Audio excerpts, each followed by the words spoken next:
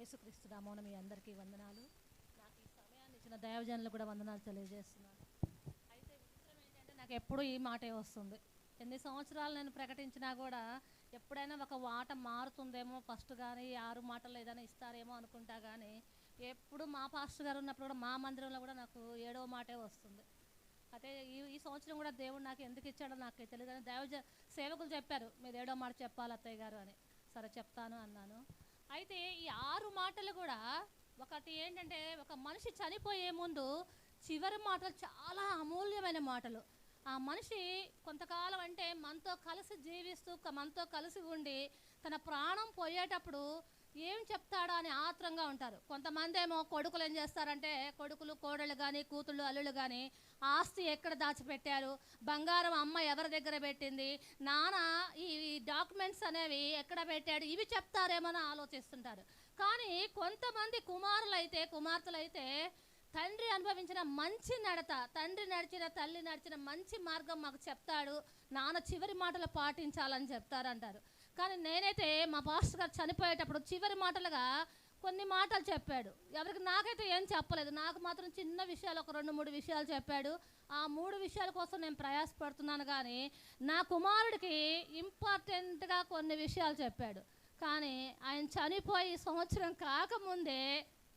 కూడా కాదులేండి, 4 నెలలు కాకముందే ఆ మాటలు మొత్తం కూడా మడత పెట్టేశాడు. అసలు ఆ మాటలు కూడా జ్ఞాపకం లేవు. చివరి మాటలు ఎంత జ్ఞాపకం. యేసు ప్రభు చనిపోయి ఇప్పటికి ఎన్ని సంవత్సరాలు, 2023 సంవత్సరాలు అవుతున్నా కూడా ఆ 7 మాటలు మనం ఇప్పటికీ ధ్యానం చేస్తున్నాం. ఈ గుడ్ ఫ్రైడే అనేది ఒక ఎగ్జాంపుల్ చెప్తున్నా, ఒక మనిషి చనిపోతే ఆ కుటుంబం వరకే ఆ సంవత్సరాన్ని జ్ఞాపకం ఉంచుకుంటాం. అదేమో తరాలు మారితే ఆ మనిషిని జ్ఞాపకం ఉంచుకో. ఇప్పుడు నా భర్త చనిపోయాడు, అది ఎవరు గుర్తుంచుకుంటారని నా కొడుకు నా కూతురు నేను గుర్తుంచుకుంటాం. కొంచెం ఇంపార్టెంట్ అని వాళ్ళు గుర్తుంచుకుంటారు. కొన్ని రోజులు అయ్యాక అది మర్చిపోతాం, మేము కూడా కూతురు కొడుకు కూడా మర్చిపోతారు. అలాగే ఒక గ్రామానికి సంబంధించిన వ్యక్తి చనిపోతే గ్రామస్తుల వరకే జ్ఞాపకం ఉంచుకుంటారు. ఒక మండలానికి సంబంధించిన వ్యక్తి కానీ, ఒక రాష్ట్రానికి సంబంధించిన వ్యక్తి కానీ, ఒక దేశానికి సంబంధించిన వ్యక్తి చనిపోతే ఆ దేశం వరకే జ్ఞాపకం ఉంచుకుంటారు. కానీ యేసు ప్రభు మాత్రం ప్రపంచంలో ఎన్ని దేశాలైతే ఉన్నాయో అన్ని దేశాల వాళ్ళు కూడా జ్ఞాపకం ఉంచుకుంటారు. ఏంటిది అంటే ఈ గుడ్ ఫ్రైడే అని, మంచి శుక్రవారాన్ని. ఈ మంచి శుక్రవారం అనే రోజుని ఎంతమంది జ్ఞాపకం చేసుకుంటున్నారు అంటే, ప్రపంచవ్యాప్తంగా ఎన్ని దేశాలైతే ఉన్నాయో అన్ని దేశాల్లో ఉన్న ప్రతి ఒక్క ప్రజలు కూడా, హిందువులు కూడా ఇవాళ సెలవు పెడతారు. ఏంటది? వీళ్ళు ఎందుకు సెలవు మీకు స్కూల్ కంటే, మీకు ఎందుకు సెలవు ఆఫీస్ కంటే? గుడ్ ఫ్రైడే అంటే ప్రపంచవ్యాప్తంగా సెలవు దినాన్ని ప్రకటించే రోజు ఏంటిది అంటే ఈ శుభ శుక్రవారము. ఈ శుభ శుక్రవారం రోజు దేవుడు సిలువలో మరణిస్తూ ఎన్ని మాటలు పలికాడు? 7 మాటలు పలికాడు. 7 మాటలు కూడా 3 మాటలు మనుషుల నిమిత్తం పలికాడు, 3 మాటలు దేవునితో తన తండ్రితో మొరపెట్టాడు. మొదటి మాట ఏంటంటే నాకు ఇచ్చిన మాట లూకా సువార్త 23వ అధ్యాయం 46వ వచనం ఒకసారి చదవండి అమ్మా. లూకా సువార్త 23వ అధ్యాయం 46వ వచనం.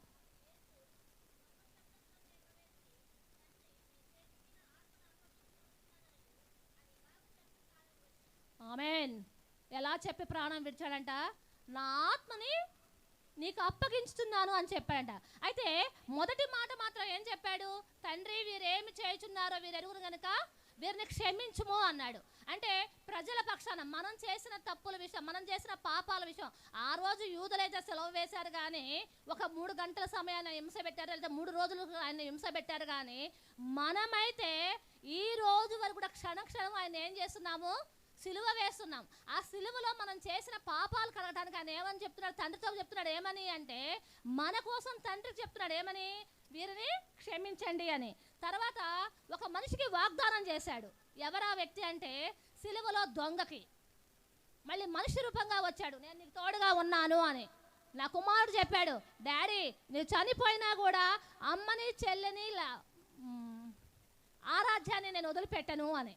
ఎవరిని వదిలిపెట్టి? నా భార్యనైనా వదిలిపెడతాను, నా పిల్లలైనా వదిలిపెడతాను, కానీ డాడీ మమ్మీని చెల్లిని ఆరాధ్యాన్ని. ఎందుకంటే పాస్టర్ గారికి ఎవరు ఇష్టం అంటే పరోక్షంగా ఆయనే ఎక్కువ ఇష్టం, ప్రత్యక్షంగా ఎవరు ఇష్టం అంటే ఎదురు కనిపించే వాళ్ళల్లో ఈమె మీద ఉట్టిట్టి ప్రేమే, కానీ పైకి మాత్రం ఓ విపరీతమైన ప్రేమ చూపిస్తాడు. ఆమె మీద ఉట్టిట్టి ప్రేమే, పైకి మాత్రం విపరీతంగా చూపిస్తాడు. నా మీద ఉట్టిట్టి ప్రేమే, అది బాగా చూపిస్తాడు. కాబట్టి మా బాబు ఏం చెప్పాడంటే, నానా చెల్లిని, మమ్మీని, లక్కీని నా జీవితంలో వదిలిపెట్టను నానా అన్నాడు. కానీ ఎన్ని దినాలకు వదిలిపెట్టాడమ్మా అంటే 4 నెలల్లో ఎవరిని వదిలిపెట్టాడు? వాగ్దానం చేసిన 4గురినే వదిలిపెట్టాడు. కానీ యేసు ప్రభు మాత్రం సిలువలో దొంగకి వాగ్దానం చేశాడు. ఏమని? నేడు నువ్వు నాతో పరదేశులో ఉండు అని. ఆ వాగ్దానాన్ని నెరవేర్చాడు దేవుడు. తర్వాత వచ్చేసి తల్లికి ఆదరణ. ఇందాక సహోదరి చెప్పింది పూర్ణ గారు, ఏమంటే తల్లికి ఆదరణ. ఈరోజు ప్రతి తల్లికి ఎవరు ఆదరణ అంటే, ఎంతమంది కూతుళ్ళు ఉన్నా కూడా తల్లి మనసు ఎలా ఉంటుందంటే, ఎవరిని హత్తుకొని ఉంటుందంటే ఒక కొడుకుని హత్తుకొని ఉంటుంది. ఎందుకంటే ఆడదానికి, ఒక ఆడదానిగా పుట్టినందుకు, ఒక స్త్రీగా పుట్టినందుకు ఫస్ట్ ఒక తండ్రికి దగ్గర అవుతుంది, తర్వాత వచ్చేసి తన భర్తకు దగ్గర అవుతుంది, తర్వాత వచ్చేసి ఎవరికి దగ్గర అవుతుందంట? తన కుమారుడికి దగ్గర అవుతుందంట. ఒకవేళ ఫస్ట్ 2 అమ్మాయి 2 అమ్మాయిలు పుట్టి 3వది కొడుకు పుట్టినా కొడుకే దగ్గర అవుతుంది. ఫస్ట్ అబ్బాయి పుట్టి తర్వాత 2 అమ్మాయిలు పుట్టినా ఎవరికి దగ్గర అవుతుందంటే ఆ తల్లి కొడుకే దగ్గర అవుతుంది. కాబట్టి కొడుకుగా తన బాధ్యతను నెరవేర్చాడు. తల్లిని ఆదరణ కలిగించేటట్టుగా ఈ లోకంలో ఒక కొడుకు చేయవలసిన పనిని ఏం చేశాడు దేవుడు? తన తల్లికి ఆదరణకరంగా చూపించాడు. 4వదిగా తండ్రితో మళ్ళీ అంటాడు, నా దేవా మనిషి రూపంలో నన్నెందుకు చేయి విడిచితివి అంటే, ఆ బాధని భరించలేక, శిలువ మీద మరణాన్ని భరించలేక, ఆ హింసని భరించలేక ఆయన ఏమని మొరపెడుతున్నాడంటే, నన్నెందుకు చేయి విడిచావు? 5వదిగా మనుషులుగా మళ్ళీ వచ్చాడు. దప్పిక కొనుచున్నాను, ఇందాక సహోదరి చెప్పింది, మనుష్య రూపంలో వచ్చి నేను దప్పిక కొనుచున్నాను, దాహం కొనుచున్నాను అని. ఈరోజు మనం కూడా దప్పిక కొనాలి. దేని విషయంలో దప్పిక కొనాలి అంటే, ఆత్మల భారమై మనం దప్పిక కొని ఎవరికి మొరపెట్టాలి? దేవునికి మొరపెట్టాలి. తర్వాత సమాప్తమైనది అంటే, నేను వచ్చిన పనిని, నేను చేసిన పనిని సమాప్తం చేస్తున్నాను. చివరి మాటగా చెప్పిన మాట ఏంటంటే, నా ఆత్మని అప్పగించుచున్నాను. లేఖనములు నెరవేరినట్లు కీర్తన గ్రంథం 31వ అధ్యాయం 5వ వచనం. కీర్తన గ్రంథం 31వ అధ్యాయం 5వ వచనం.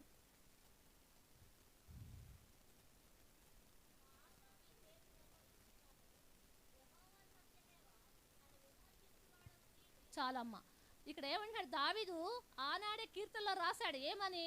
ఈ 2023 సంవత్సరాలు జరిగేదానని. అంతకుముందు రాజుల కాలంలో దావీదు తన గోత్రంలో, యేసు ప్రభు ఎవరి గోత్రంలో పుట్టాడంటే దావీదు గోత్రంలో వచ్చిన కొదమ సింహము. అలాంటి దావీదే తన కుమారుడు గురించి, ఆయన గోత్రంలో పుట్టిన వ్యక్తి గురించి ఏమని మొరపెడుతున్నాడంటే, నా దేవా నీ చేతికి నా ప్రాణమును అప్పగించుతున్నాను అనేసి. తర్వాత వచ్చేసి మత్తయి సువార్త 26వ అధ్యాయం 45వ వచనం.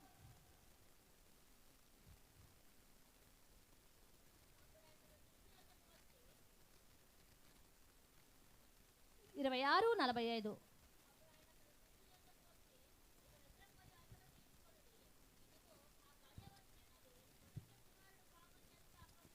చాలమ్మ.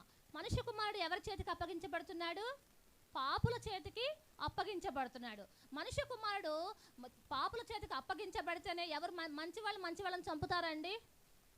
మంచి వాళ్ళని చంపరండి. ఎందుకంటే వాళ్ళు బ్రతికితే మనకి ఇంకొంచెం ఏదైనా మంచి జరుగుతుంది అని ఆలోచన చేస్తారు. కానీ చెడ్డవాళ్ళు ఏం చేస్తారంటే, ఇతను చనిపోతే ఈ పదవి నాకు వస్తుంది, ఈ స్థానాన్ని నేను దక్కించుకుంటాను అని చెప్పేసి అక్కడ యేసు ప్రభు వారికి మంచి పేరు వస్తుంది. ఈయన అనేక మందిని స్వస్థపరుస్తున్నాడు, కుష్ఠవ్యాధి గల వాళ్ళని శుద్ధీకరిస్తున్నాడు, మూర్ఛ రోగుల్ని స్వస్థపరుస్తున్నాడు, అనేక మందిని చనిపోయిన వారిని లేపుతున్నారు. అన్ని క్రియలు కూడా ధర్మశాస్త్రానుగుణంగా ఆయన నడుచుకుంటున్నాడు. కాబట్టి ఈయన చంపేస్తే ఈయన పేరు ఎవరికి వస్తుంది? మనకి రావాలని చెప్పేసి ఈనాడు చాలా మంది ఉన్నారమ్మా. మనలోనే, మన మనుష్య రూపంలో మన మధ్యలో ఎలా ఉంటారంటే, ఈ మనిషి చనిపోతే ఈ పదవి నాకు వస్తుంది. రాజకీయ నాయకులు కొడుకులు ఉంటారు, మా నాన్న చచ్చిపోతే ఆ రాజకీయ పదవిని తర్వాత ఎవరు? నేను. ప్రజలు కూడా ఏం చేస్తారంటే, తండ్రి చనిపోయాడు కాబట్టి ఇతనికి ఆదరణ కలగజేయాలి, ఇతను నిలబెట్టుకుంటే ఆయన పేరుతో ఈయన నడిపించుకోవచ్చు.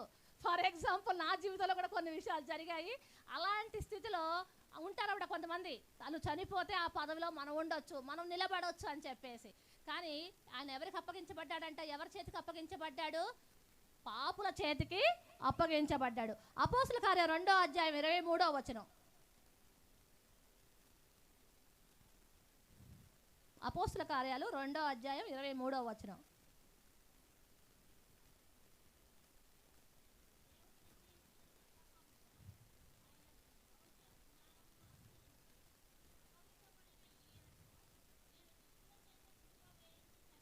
చాలా అమ్మ, ఎవరి చేత చంపించేసావంట మనుషుల్ని? దుష్టుల చేత. ఈయన లోక పాపములు మోసుకొని పోవు దేవుని యొక్క గొర్రెపిల్ల. మనందరి పాపాలు మోసుకుపోవడానికి ఆయన ఒక గొర్రెలాగా వచ్చి బలైపోతే మనమేం చేసామంటే ఆయన ఎవరికి అప్పగించాము? దుష్టుల చేతికి అప్పగించి ఆయన సిలువ వేసే వరకు చేసాం. ఎవరు చేశారు అంటే ఆయనతో ఉన్న యూదా. ఆయనతో కలిసి నడిచాడు, ఆయనతో కలిసి తిరిగాడు, ఆయనతో కలిసి ప్రతిదీ కూడా ఆయనతో కలిసి చేశాడు. ఒక ఫైనాన్షియల్ ఆ పదవి ఎవరికి ఇస్తాం? ఇంట్లో ఒక కుటుంబంలో ఒక వ్యక్తికి మన ఇంట్లో డబ్బు అర్హత ఇవ్వాలంటే ఎవరికి ఇస్తామంటే నలుగురు కొడుకులు ఉన్నా కూడా నమ్మకమైన వ్యక్తికే ఇస్తాము. అతను జాగ్రత్తగా ఖర్చు పెట్టగలడు అంటేనే ఆ డబ్బును ఇస్తాము. కానీ యేసు ప్రభు కూడా మరి 12 మంది శిష్యులు ఉన్నారు కదా, 12 మంది శిష్యులు ఉన్నా కూడా 11 మందికి ఇవ్వలేదే. తల్లిని తీసుకెళ్ళేమో యోహానికి అప్పగించాడు, పేతురికేమో పరలోకపు తాళాలు ఇచ్చాడు, ప్రతి ఒక్కళ్ళకి ఒక్కొక్క పదవి ఇచ్చాడు. కానీ ఈ యోధాకి ఏమి ఇచ్చాడంటే ధనం అనే పదవి ఇచ్చాడు. ఆ ధనం అనే పదవి ఇచ్చారు. ఆయన దగ్గరే ఉంది కదా, సంపాదించిన డబ్బు మొత్తం ఎవరి దగ్గర ఉంది? యోధా దగ్గరే ఉంది. ఇంకా ఆయన డబ్బు ఏం కొదువా? ఎంత సంపాదించుంటారు? ఈరోజు అనేకమైన సంఘాల్లో గొప్ప గొప్ప సేవకులకి లక్షల కోట్లు వస్తున్నాయి. ఎంత డబ్బు వస్తుంది. అలాంటి డబ్బు మరి యేసు ప్రభుకి ఎంత డబ్బు వచ్చి ఉంటుంది? అలాంటి డబ్బు మొత్తం ఎవరి చేతిలో ఉంది? అప్పగించి సంచి ఎవరికి ఇచ్చాడు? అంటే ఈనాడంటే బ్యాంక్ అకౌంట్లు ఉన్నాయి, బ్యాంక్ పుస్తకాలు ఉన్నాయి, దాచుకోవడానికి అనేకమైన ఉన్నాయి కాబట్టి దాస్తున్నాం. కానీ ఆ రోజు ఏమి లేవు. ఎక్కడుండే సంచి అంటే యూదా దగ్గర ఉండేది. ఇదివరకు అమ్మమ్మ వాళ్ళకు ఉండేది సంచి. ఇలా బొడ్లో దోపుకునేవాళ్ళు.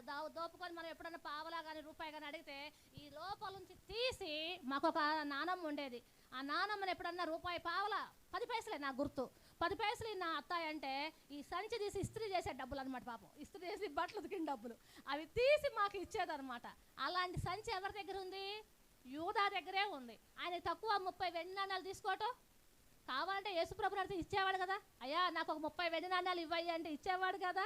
కానీ ఆయన అవి అడగకుండా ఏం చేశాడు? 30 వెండి నాణాలకి ఆశపడి ఒక నీతిమంతుణ్ణి, ఆయనతో తిరిగిన వ్యక్తిని, దేవుని కుమారుని ఏం చేశాడు? తీసుకెళ్ళి ఎవరికి అప్పచెప్పాడు? పాపుల చేతికి అప్పగించాడు. చివరికి గద్దించాడు, నా మీలో ఉన్నవాడే నన్ను అప్పగిస్తాడు అని. నేనా ప్రభువా అని ముందుగా ఎవరు భుజాలు తడుముకున్నాడు. గుమ్మడికాయల దొంగ ఎవరంటే నేనా అని భుజాలు తడుముకుంటారంట. అంటే భుజాలకి గుమ్మడికాయకి ఏముంటుంది అంటే బూడిద ఉంటుంది. బూడిద గుమ్మడికాయలకి ఏముంటుంది అంటే బూడిద ఉంటుంది. కాబట్టి ఎవరికి భుజానికి బూడిద అంటితే వాడే దొంగ అన్నట్టు నేనా ప్రభువా అన్నాడు. అలాగే దేవుడు కుమారుని యోధా ఎలా అప్పగించాడంటే పాపుల చేతికి అప్పగించాడు. యోహాను సువార్త 19వ అధ్యాయం 16వ వచనం. యోహాను సువార్త 19వ అధ్యాయం 16వ వచనం.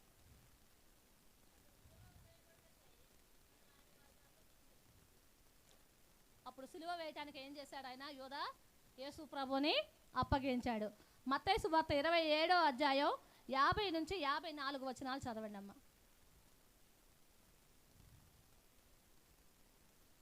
మత్తయి సువార్త 27వ అధ్యాయం 50 నుంచి 54 వచనాలు.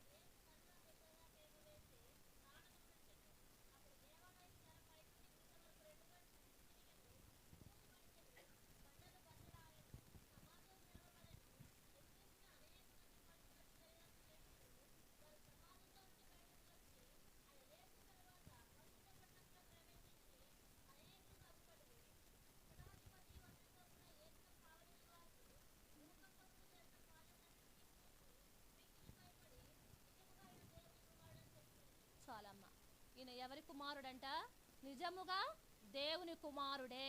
ఆయన ఎవరి కుమారుడు అంటే నిజంగా దేవుని యొక్క కుమారుడే. ఆయన చనిపోగానే అక్కడ ఒక అద్భుతం జరిగింది. ఏంటి ఆ అద్భుతం అంటే కొండ ఇవతల ఈయనని సిలువ వేశారు. కొండ అవతల చాలా దూరంలో దేవాలయం ఉంది. అది దేవుని యొక్క మందిరం ఉంది. ఇశ్రాయేలు ప్రజలు మొత్తం కూడా అక్కడే ఆరాధించేవాళ్ళు.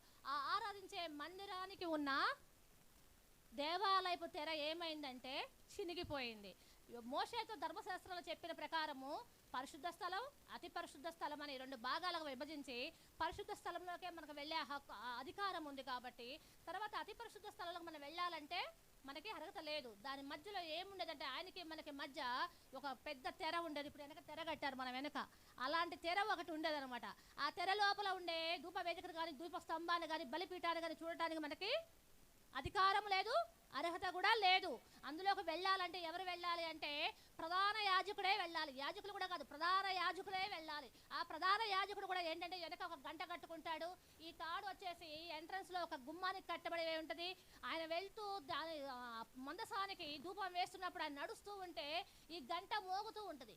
ఈ మోగటం ఎప్పుడైతే ఆగిపోయిందో అక్కడ ఆయన ఏమైనట్టు, చనిపోయినట్టు. అక్కడికి వెళ్ళాక ఆయనకి మనసులో పాపపు ఆలోచన కానీ, చెడు ఆలోచన కానీ, ఎలాంటి తలంపు వచ్చినా అక్కడికక్కడే ఏమైపోయేవాడు, మరణించేవాడు. అటువంటి పరిశుద్ధ స్థలం అది, అతి పరిశుద్ధ స్థలం అది. అలాంటి అతి పరిశుద్ధ స్థలం దేవుని యొక్క మందసం అంటే ఈవేళ మనకి యేసు ప్రభు. అలాంటి అతి మందసాన్ని మనం చూడాలి అంటే మన మధ్య ఏముంది, తెర ఉంది. ఆ తెర చినిగిపోవాలంటే ఇక్కడ ఏమైపోవాలి, ఒక వ్యక్తి శిలువ మీద మరణించాలి. ఒక పుణ్యాత్ముని యొక్క రక్తం ఏమవ్వాలి అంటే ఒక గొర్రెపిల్ల రక్తంతో మన పాపాలు కడగబడాలి. పురాణాల్లో కూడా మన హిందువులు అంటుంటారు, అందరు ఇందాక సిస్టర్ అన్నట్టు, ఆ సిలువలో ఉన్న 3 మేకులు పీక్కోలేని వాడు ఆయన ఏం దేవుడు అంటాడు. ఒక కొయ్యని మోసేవాడు ఆయన ఏం దేవుడు, ఆయన చెయ్యలేడా అంటారు. ఆ 3 మేకుల్లో ఎంత అద్భుతం ఉందో ఇక్కడున్న మూర్ఖులకు ఏం తెలుసు? ఆ 3 మేకుల విలువ తెలిస్తే ఈరోజు వాళ్ళు అలా మాట్లాడరు. అలా మాట్లాడితే ఆయన దేవుడు ఎలా అవుతాడు? ఆ 3 మేకులు పీక్కొని కనుక ఉంటే ఆయన దేవుడుగా మనం ఆరాధించే వాళ్ళమా? ఆ 3 మేకుల్లో ఆయన ఉండబట్టే ఈరోజు మన అందరం కూడా గుడ్ ఫ్రైడే చేసుకుంటూ మన పాపాల నిమిత్తం పశ్చాత్తాపడుతూ ఆయన కాచిన రక్తాన్ని మనం ఏం చేస్తున్నాం, జ్ఞాపకం చేసుకుంటాం. ఆయన సువార్త అనగా ఏంటంటే మరణ పునరుద్ధానాన్ని ప్రకటించడమే సువార్త. ఈరోజు ప్రతి ఒక్కళ్ళ సువార్త ప్రకటిస్తున్నాము అంటే ఆయన మరణించబట్టే సువార్తని మనం ప్రకటించగలుగుతున్నాం. మార్కు సువార్త 15వ అధ్యాయం 37వ వచనం. మార్కు సువార్త 15వ అధ్యాయం 37వ వచనం.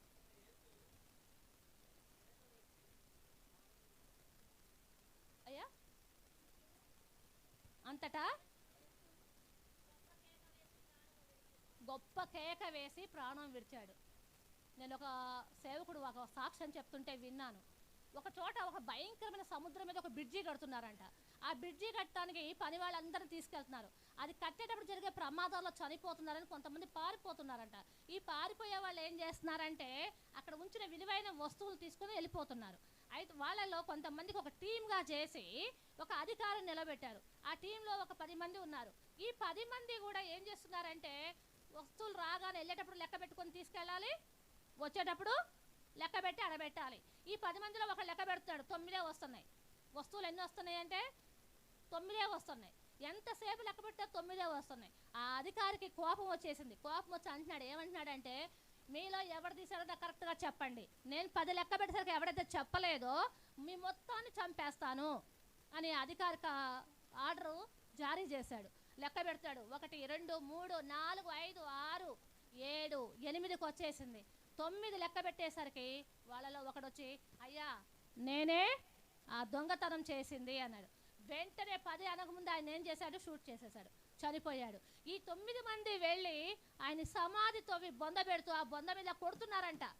ఏమని, అరే ఎందుకు చేసావురా ఈ తప్పు, ఆ ఒక్క వస్తువు ఎందుకు దొంగతనం చేసావు, ఎందుకు చచ్చిపోయావురా అని ఆయన సమాధిని పూడ్చి సమాధిని కొడుతున్నారంట. కొడుతున్నప్పుడు అయిపోయింది, మళ్ళీ అక్కడికి వచ్చి మళ్ళీ లెక్క పెడితే కరెక్ట్గా వస్తుందంట. వీళ్ళల్లో వీళ్ళు సనుక్కున్నారు. ఏం జరిగిందంటే అయ్యా తీసుకెళ్ళిన వస్తువులు మొత్తం ఉన్నాయి. మరి వాడు ఎందుకు చచ్చిపోయాడు రా అంటే ఒక్కళ్ళు బయటపడకపోతే ఏమన్నాడు ఆయన, 10 మందిని చంపేస్తాను అన్నాడు.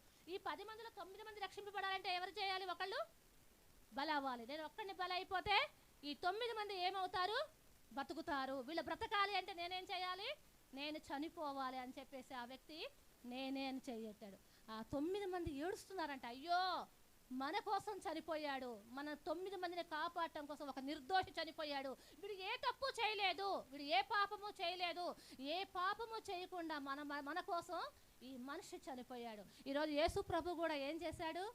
మనందరం చనిపోవాలి, మనందరం బలైపోవాలి. మనం చేస్తాం ప్రతి ఒక్క చిన్న తప్పు కూడా పాపమే. మనం తెలిసి తెలియక రోజుకో తప్పు లెక్కేసుకున్నా వారానికి ఎన్ని? 7, నెలకి 30, సంవత్సరానికి 360. మన జీవితానికి ఒక పెద్ద గుట్ట. ఇలాంటి గుట్టలో ఉన్న మన పాపాలు కడగబడాలంటే ఎవరు బలైపోవాలి?